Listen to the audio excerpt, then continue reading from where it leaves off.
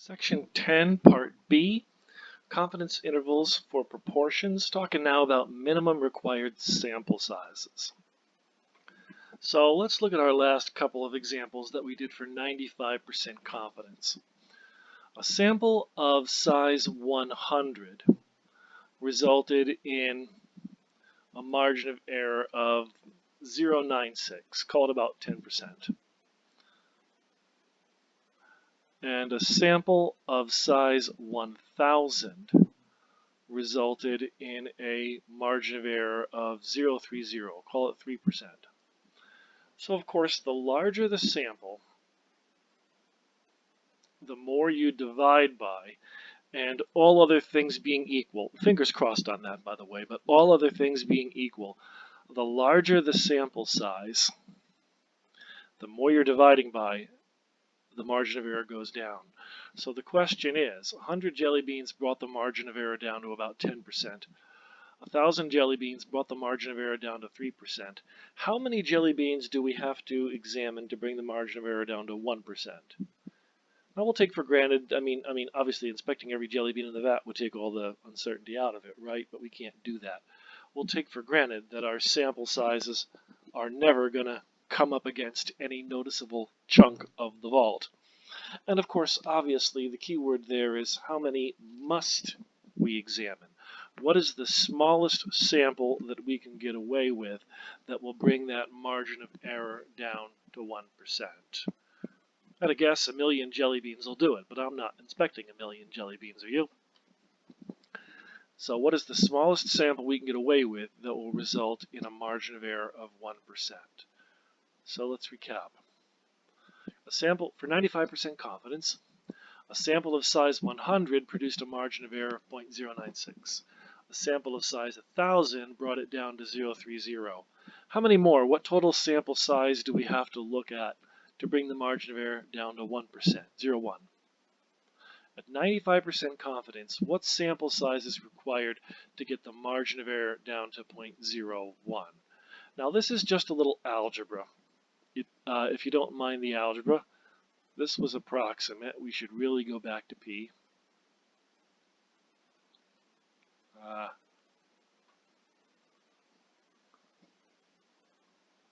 Here it is.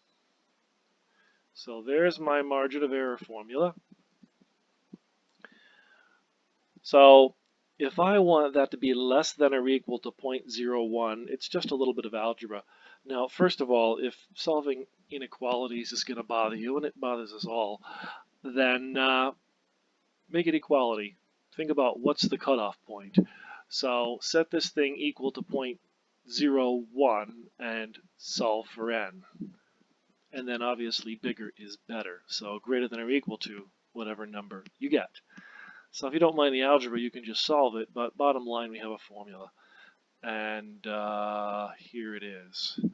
So all we're doing basically is solving that thing. If you want the margin of error formula that we had, this guy with the P, to be less than or equal to m for our margin of error as a decimal, then the bottom line is a little algebra. Just solving for n results in this.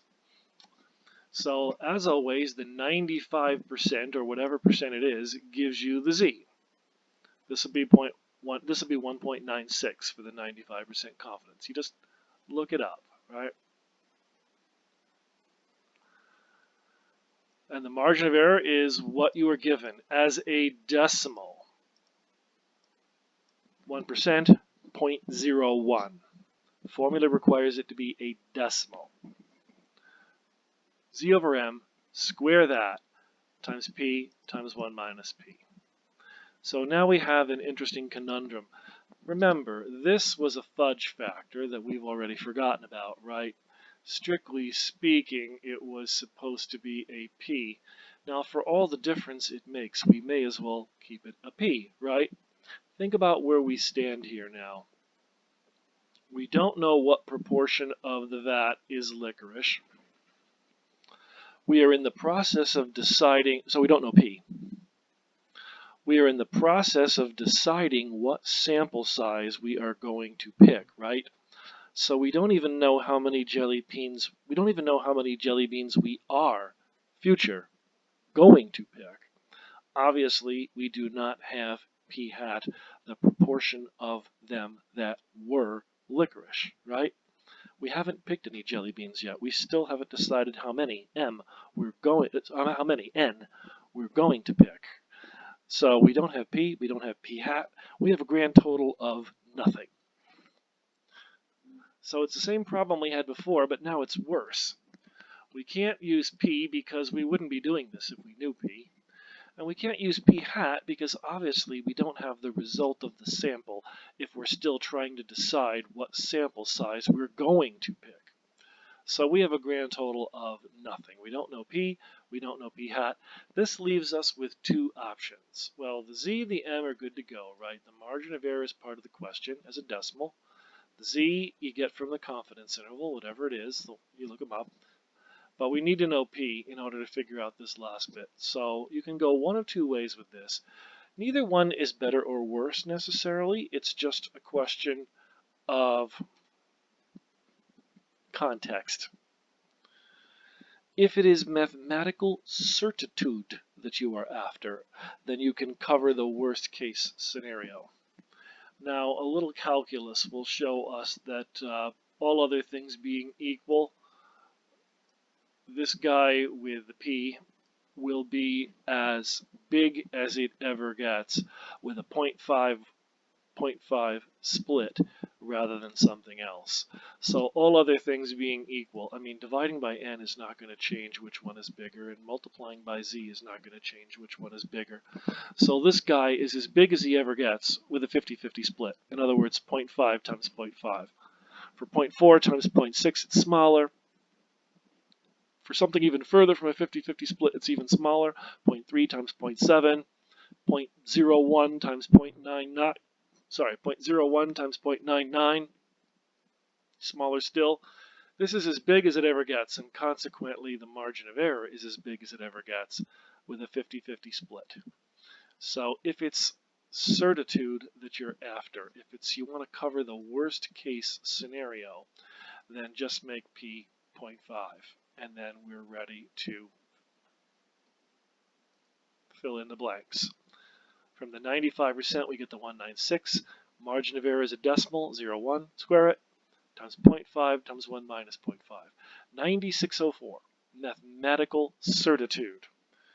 Regardless of the truth of the VAT, P, regardless of what weird sample you happen to get, regardless of anything that could happen, regardless of anything that would go wrong, worst case scenario, picking out 9,604 jelly beans will result in a margin of error that is at most 0.1, probably smaller.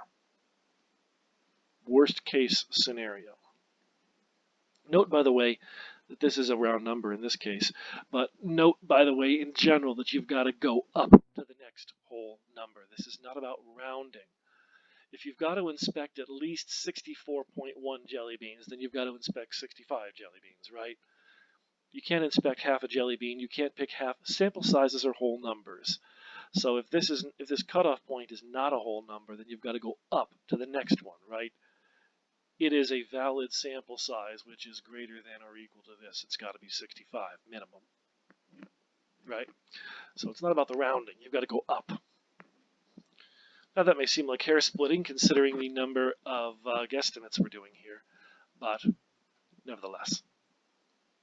Now, if you're talking about a hypothetical vat of jelly beans and you have absolutely nothing else to go on, then the minimum sample size, then the 50-50 split, the worst case scenario, is probably a good way to go.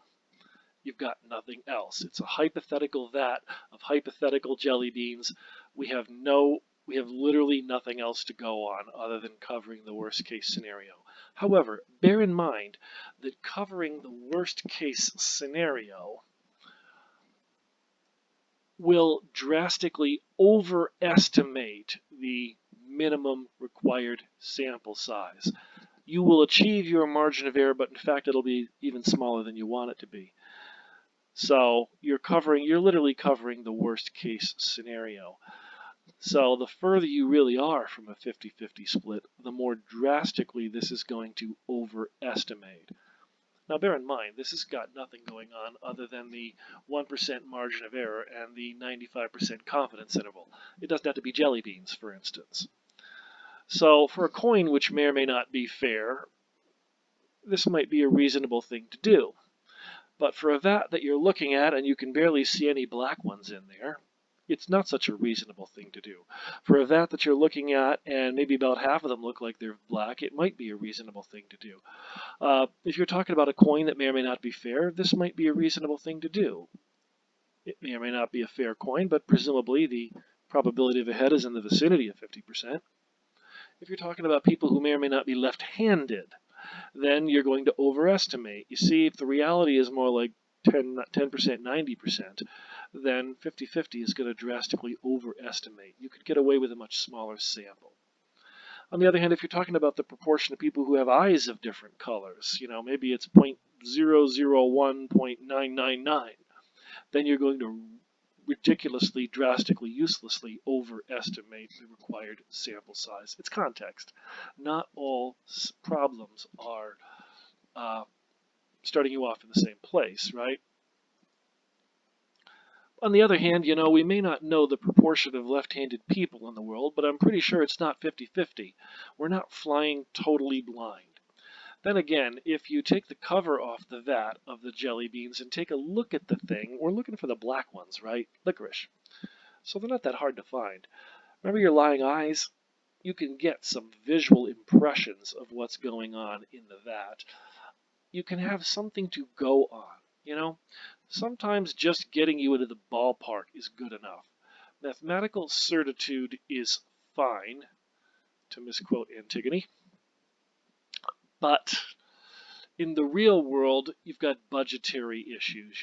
In the real world, let's put it this way. If I have to inspect 9,604 jelly beans to be 95% confident of, etc., then I'm just not going to bother, right? It's too much work for what I want to know. So even before you run the sample, you want to know whether something is worth your while, right? You want to know what kind of answer you're going to get for the work you put in. If not exactly accurate, you at least want to get in the ballpark, right? So sometimes it's not about mathematical certitude. Sometimes it's just about knowing what you're in for, right? How many jelly beans am I going to have to inspect? How many times am I going to have to flip the coin? How many people am I going to have to pay to poll, and so forth and so on? There might be budgetary concerns or time concerns or real-world constraints on what you're willing to put into this to get a certain answer. So sometimes it's just a question of getting into the ballpark. So you will pull off your margin of error and then some, regardless of what the truth is, if you cover the worst case scenario. But, mathematical certitude is all you're getting. So second way you can go about this is just to kind of get in the ballpark. If you have any wild guesses as to what the truth is, now would be the time. Not all situations are created equal, right? A coin may or may not be fair, but 50-50 is a good place to start. You may not know what percentage of people are left-handed in the world, but 1090 is a good place to start, and so on and so on and so on. And in the case of the vat, if you have any visual impressions, now would be the time, right? So let's say that after a visual inspection of the vat, they're all nicely mixed together, so a good look at the surface of the vat will do. Or maybe it's a glass vat, you can see the whole thing from the side. But whatever, a visual inspection of the vat gives you the impression that about 10% of the vat is licorice. Okay, that may be a wild guess on your part, but it's somewhere to start, right? It'll get you into the ballpark. So if we use that 10% estimate, then that will bring it down, right? Multiplying by 0.1 times 1 minus 0.1 is not going to be as big as multiplying by 0.5 times 0.5. So instead of 9,604 jelly beans, we're now talking about 3, 4, 5, 8 jelly beans, right? 3, 4, 5, 7 point anything means at least 3, 4, 5, 8 of them. So, that's cut it down to by what, about a third? Cut it down to about what, a third of what it was, right? I mean, I'm still not that desperate to know what proportion of the vat is licorice that I'm going to inspect 3,500 jelly beans. But if I have to do one, I'd rather do that than the 9604, right? So it may not be 100% accurate, but it will ballpark it. It will give you an idea of what you're in for. You may not, under perfect conditions, pull off the 1% margin of error, but you won't be a great deal more than it, right?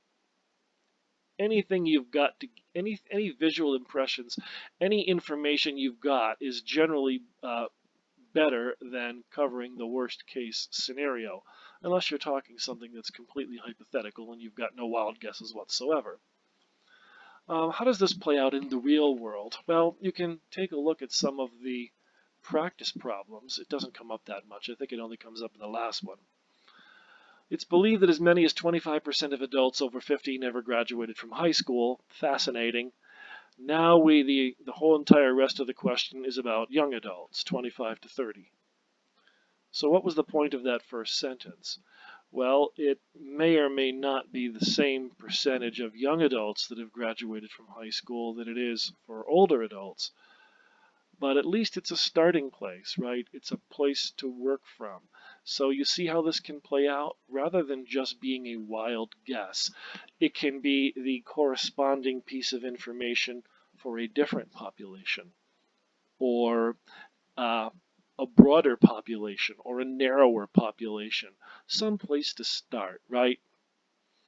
Suppose we know that 10% of males are left-handed and we have no idea what proportion of females are left-handed. Well, if you're going to start asking those questions, then the proportion of males who are left-handed is somewhere to begin. It may or may not be the same for females, but it is somewhere to start, right? So a broader population, a different population, a narrower population, at least it's something to start with, right? So you don't want to be too pedantic about it. Sometimes it's not about certainty. Sometimes it's just about getting into the ballpark. So again, now you can decide how badly you want to know the truth of the vat to within 1%. Do you want to know badly enough to inspect 3,500 jelly beans? Well, that's for you to decide. So there you go. So there is how the minimum sample size stuff plays out. It's an afterthought. As you can see, it's not the most important part of this section. I think there's only one question on it here in the practice problems. It's far more important to get the basic idea of confidence intervals down. The minimum sample size stuff is just a PS on the section. So there you go. There's section 10. How to summarize confidence intervals? Well, with all the caveats we've previously discussed, the parameter is probably close to the statistic. Or more accurately, the statistic probably was going to be close to the parameter. We are confident that the parameter is close to what the statistic happens to be. But just for verbal purposes for a second, let's say it the first way, right? The parameter is probably close to the statistic. That's confidence intervals, basically. So let's turn it around. It is unlikely that the statistic and the parameter are far apart. So the concept of confidence intervals is focused on the probably close part. The hypothesis or significance test, which we'll proceed to in the next section, turn the statement around and say that it's unlikely that the two things are far apart. You flip a coin 100 times and you get 48 heads. Well, probably it's a fair coin. We're confident that whatever confidence interval you generate is probably going to contain the half. Turned around, if you flip a coin 100 times and you get a head every single time, then, well, if you flip a coin a large number of times, you'll probably get something close to whatever's going on for the coin, right? So the fact that we didn't get something close to half heads makes you highly suspicious that half of all possible tosses of that coin would land heads, right? You flip a coin 100 times and you get 48 heads, you could reasonably conclude that it's a fair coin. At least we've got no evidence to the contrary. But if you flip a coin 100 times and get 90 heads, well, what's the chance of a fair coin doing something like that? Well, somewhere between slim and none. What can you conclude? Either something cosmically unusual has just occurred on a fair coin, or it was not a fair coin in the first place. So this is the concept of hypothesis tests. We'll talk more about it in the next section, but the quickie 1 or 2 sentence version is that if the statistic, for a very large sample, if the statistic and what you think are the parameter turn out to be very far apart, then rethink what the parameter is, right? You flip a fair coin 100 times and get heads every single time, the most logical conclusion is that you were mistaken about it being a fair coin. We will reject that possibility. So much more on that as we proceed. This neck of the course, the whole latter third of the course or so, the concept of hypothesis tests is what gives people the most problems. The bad news is it's philosophically weird, and if it's new to you, it takes a little while to wrap your mind around, and it will eventually click, but it does take a while to wrap your mind around. The good news is every one of these sections where we're talking about hypothesis tests, the weird bit is always the same. It is the philosophical implications of what we're talking about. And they're always the same. The understanding of hypothesis tests, and confidence intervals for that matter, is always the same regardless of what kind of statistic you're talking about. So once you get the initial idea of hypothesis tests clear in your mind, then we just do more and more types of hypothesis tests, and it really is very smooth sailing. The idea, again, is that we've got all the math out of the way, and now everything is just variations on a theme. Confidence intervals people generally like because they're basically plug and chug, right? You fill in the blanks. What's tricky about confidence intervals is not computing them, but understanding them properly. However, hypothesis tests are going to be a little more, you don't have that leg up exactly. Understanding the logic of hypothesis tests is the hard part of what comes next. None of the math is going to be remotely new. The best thing you can do going into this neck of the course is get very comfortable with the problems in sections 8 and 9, because everything we do with hypothesis tests will build on those problems. We'll literally just build onto those problems. The middle part of hypothesis tests is literally the exact problems we're doing here. It's the difference between a coin is fair.